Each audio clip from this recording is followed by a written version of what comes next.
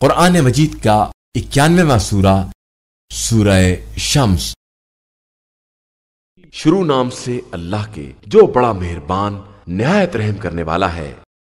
آفتاب اور اس کی روشنی کی قسم، اور چاند کی قسم جب وہ اس کے پیچھے چلے، اور دن کی قسم جب وہ روشنی بخشے، اور رات کی قسم جب وہ اسے ڈھانک لے، اور آسمان کی قسم اور جس نے اسے بنایا ہے، اور زمین کی قسم اور جس نے اسے بچھایا ہے، اور نفس کی قسم اور جس نے اسے درست کیا ہے، پھر بدی اور تقوی کی ہدایت دی ہے۔ بے شک وہ کامیاب ہو گیا جس نے نفس کو پاکیزہ بنا لیا، اور وہ نامراد ہو گیا جس نے اسے آلودہ کر دیا ہے۔ سمود نے اپنی سرکشی کی بنا پر رسول کی تکذیب کی۔